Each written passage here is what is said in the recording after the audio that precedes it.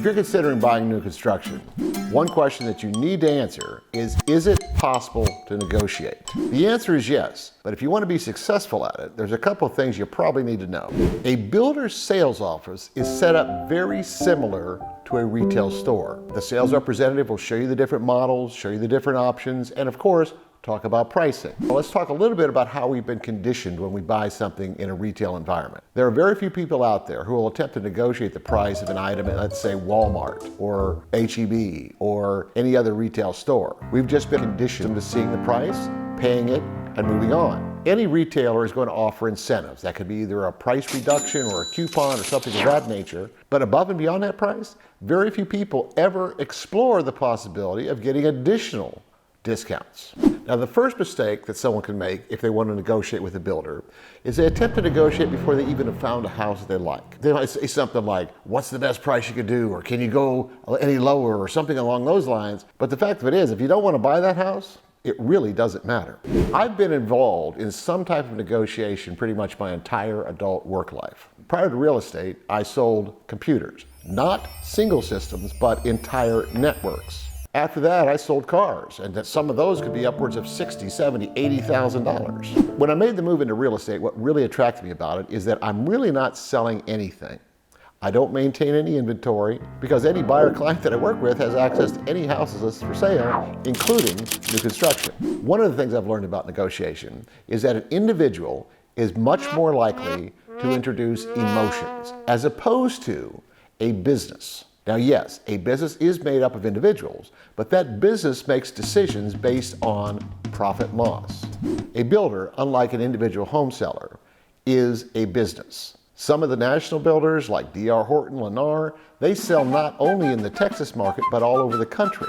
Each community filters up to the region filters up to the national, and that national number is what the stockholders are concerned with. When a buyer walks into the sales office of one of these national builders, it's important to remember that, because there are certain communities that tend to sell more homes, but they all filter to the same region. That builder could introduce promotions in a community that does very well in order to drive the overall numbers for the region, which again filters up to the national. That sales representative in the builder's sales office has some discount authority and is able to negotiate to a certain extent, but there's going to always be a point where that builder is going to have to go talk to the manager. If you ever bought a car, you know this is very common.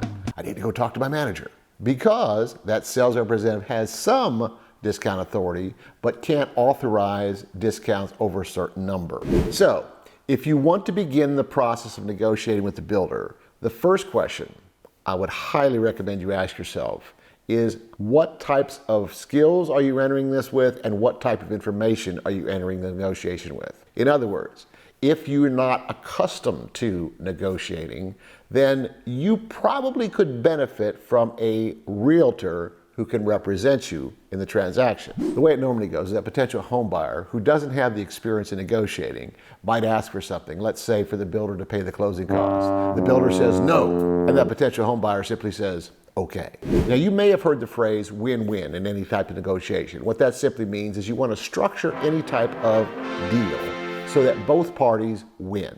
Now, that makes perfect sense, but please don't ever forget that this is the definition of an adversarial relationship. That builder wants to sell that house for literally the most money that they possibly can, and that home buyer wants to buy the house for either the least money and or the greatest number of concessions. When approaching negotiations with the builder, my suggestion is first, find the right house.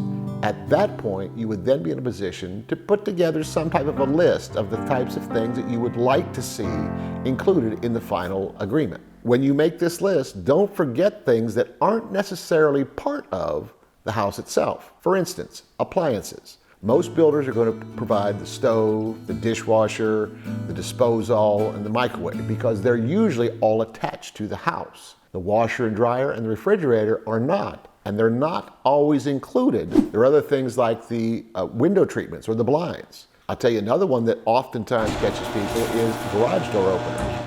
Now, remember, some builders do include this, but others do not. Usually, on the less expensive homes, the more of these types of things you're going to see removed because that's going to enable the builder to hit that lower price point.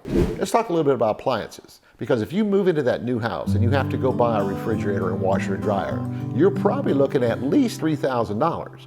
Depending on the type of model and the type of features you want, it could go higher than that. If that builder were to include those items in your house, that really represents a discount of $3,000 to $5,000, but it's not coming directly off the house itself. There are other things like the lot premium that can be negotiated, but try not to focus on one thing. If the only thing that's important to you is reducing the lot premium, yes, that's going to reduce the cost of the overall house, but there might be ways to get to a lower overall number without focusing on one thing. There are going to be certain things that a builder cannot do, but there are going to be a lot of things that they can. Coming back to the car example, way before the internet, when people bought a car, they had no idea what that dealer's cost was. But when the internet became available and people could access dealer invoices, that gave them a lot more leverage when it came time to negotiate. Now, for a home builder, a comparable thing doesn't exist. But one thing you might do is try to get an idea of what it would cost to replace that house.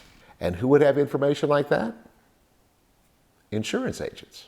Now, it's not going to give you an accurate number, but it is going to get you an idea of what that builder may have already in that house. And they're not going to be in business very long if they spend more building a house than they get when they sell it. But remember this, if it's a national builder, they're looking at the overall portfolio.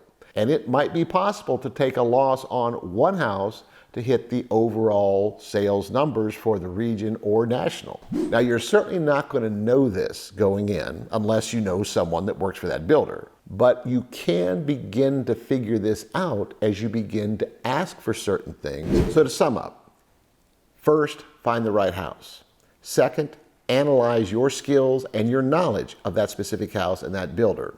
Don't minimize the value of having an experienced real estate agent represent you in the negotiations.